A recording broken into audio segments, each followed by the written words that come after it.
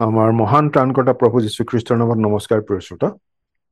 আজিৰ শাস্ত্ৰ পাঠ ২ পিটাৰ ১ নম্বৰ অধ্যায়ৰ ১০ নম্বৰ পদ। এতেকে হে ভাইবিলাক, তোমালোকে নিজৰ আমন্ত্ৰণক আৰু মনোনীত হোৱাকে দৃঢ় কৰিবলৈ অধিক যত্ন কৰা, কিয়নো তাকে কৰিলে তোমালোক কেতিয়াও পতিত নহবা।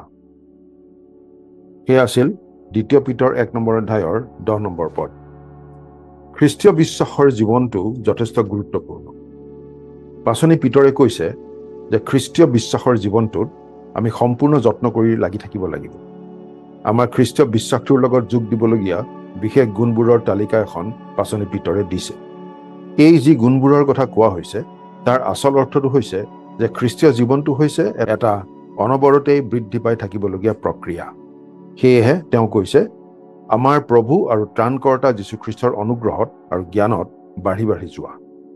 যেতিয়া আমি আত্মিকভাৱে বৃদ্ধি পাই থাকিম আৰু আমাৰ বিশ্বাসত বীৰত্ব, বীৰত্বত জ্ঞান, জ্ঞানত ইন্দ্ৰিয় দমন, ইন্দ্ৰিয় দমনত ধৈৰ্য, ধৈৰ্যত ভক্তি, ভক্তিত ভ্ৰাতৃস্নেহ আৰু ভ্ৰাতৃস্নেহত প্ৰেম যোগ দিম, তেতিয়া আমি প্ৰভু যীশুৰ তত্ত্বজ্ঞানত এলেহুৱা আৰু ফলহীন হৈ নাথাকিম।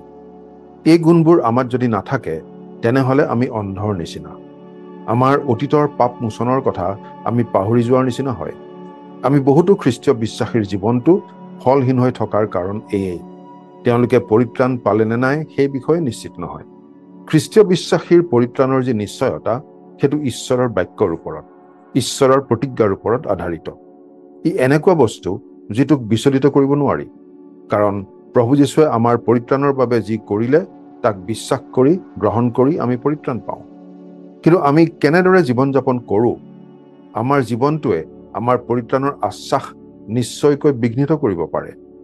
যদি আমি আমাৰ জীৱনটো আন্তৰিকতা আৰু সত্যতাৰে জীয়াই নাথাকো, তেন্তে ৰাতি বিচনাত পৰি আমি যেতিয়া চিন্তা কৰিম, তেতিয়া আমাৰ সঁচাকৈয়ে নতুন জন্ম হৈছে নে নাই আমি ভাবিবলৈ বাধ্য হ'ম। যদিও এইটো সঁচা যে খ্ৰীষ্টই আমাক পৰিত্ৰাণ দিবলৈ আৰু আমাক ৰক্ষা কৰি ৰাখিবলৈ প্ৰয়োজনীয় সকলোখিনি কাম কৰিছে, আমাৰ খ্ৰীষ্টীয় জীৱনটো অৰ্থপূৰ্ণ কৰি ৰাখিবলৈ আমি নিজৰ কৰিবলগীয়া কামখিনি কৰি থাকিব লাগিব।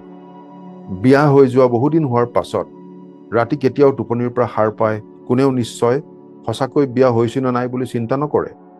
কিন্তু বিবাহখনক অৰ্থপূৰ্ণ কৰিবলৈ হলে অলপ যত্ন কৰিব লাগিব। স্বামী স্ত্ৰী হিচাপে প্ৰত্যেকেই সেই বৈবাহিক সম্বন্ধ মধুৰ কৰি ৰাখিবলৈ যত্নপৰ হ'ব লাগিব।